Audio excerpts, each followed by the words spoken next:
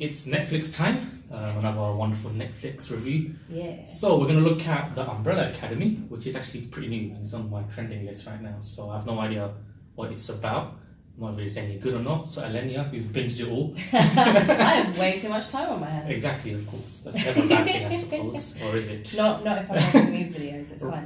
Purpose for Yeah, it. exactly. It's for business. Yeah. Okay, so Umbrella Academy, it's all yours because I have no idea what I'm talking about here. So Okay, great. So it's another superhero type thing. So it's not quite like Marvel DC. It's a little bit darker. It's a bit more sort of like graphic it's novel. on Netflix, of course. It's darker. Well, yeah, exactly. So you have around, I think it was 1989, 43 unexplained births occurred. So the opening of the show is these women weren't pregnant on when the day started, but by the end of the day they'd all had kids. Okay. And then you have this sort of rich, eccentric old man who goes around and buys the children.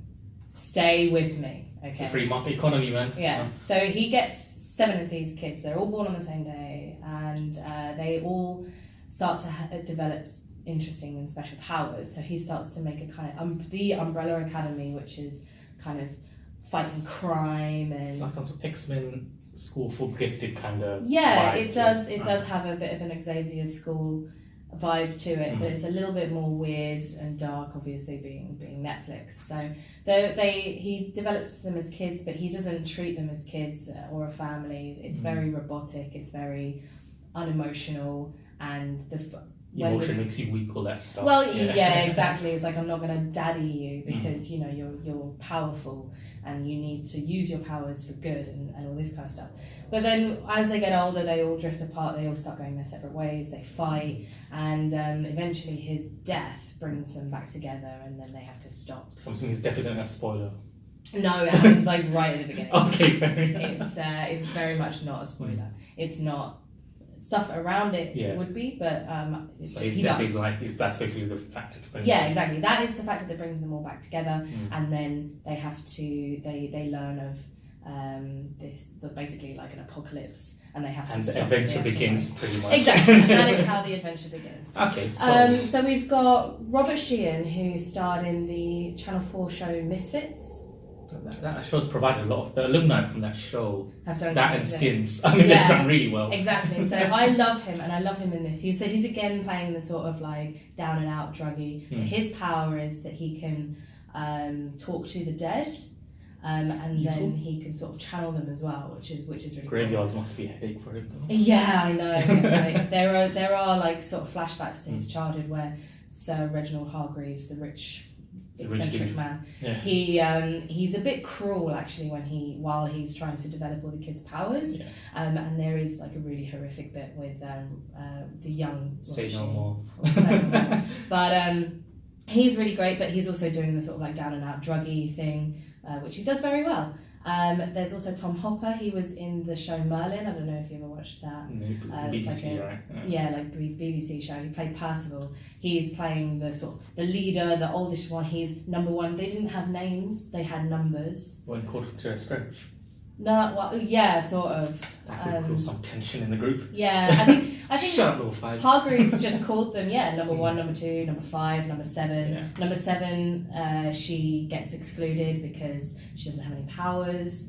And then, so it's very dark. And I just like the special effects. Is it very flashy for the superpowers? Is it more like low key? it's more low key because their powers aren't big and flashy. There's no like Mental shooting. powers in a sense. Yeah, so like number 1, Tom Hopper is very strong. Number 2 is played by David Castaneda, and he has the ability to sort of throw knives but control The where they trajectory, go, and he can like telekinesis. a little bit like that, but just with knives. Because they're not like big flash like fire and ice and all that stuff. One of them, she can like. She says like, I heard a rumor, and she can influence what people do. Yo, by that doing is that. could be sick in politics. Yeah, Sure. well, she does become like an actress. A congressman. No, she's an actress. She doesn't go to Congress. politics. She should have I gone to know. politics, but then like, I mean, that would have caused even more mess than what we're currently in. And then you've got like Mary J. Blige is in it as well. She's the sort of like contract killer that they have a group of contract killers. They go through time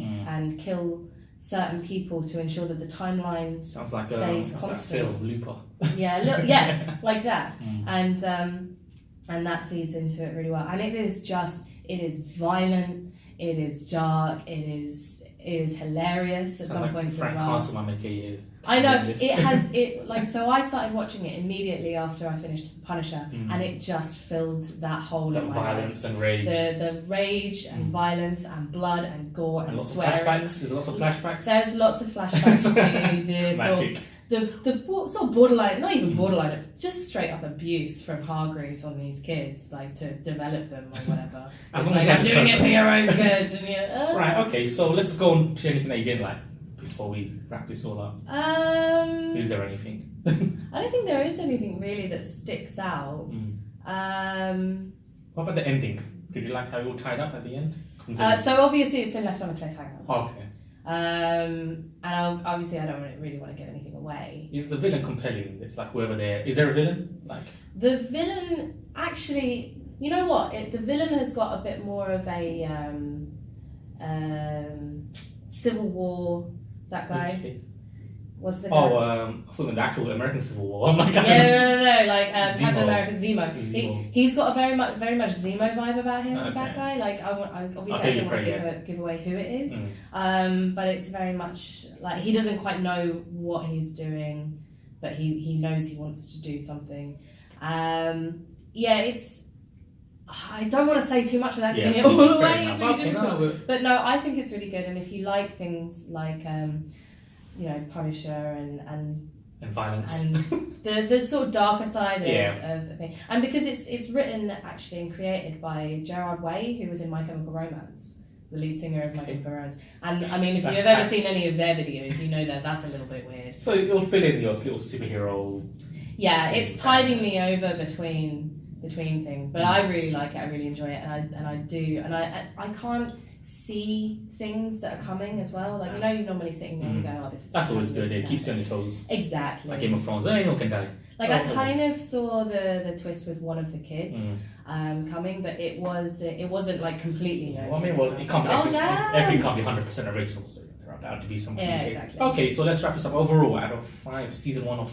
I'm assuming there'll be more seasons. Yeah, so season 1 of Umbrella Academy, a 4 out of 5. Damn. 4 out of 5. Yeah, it's good. Awesome. Okay, so.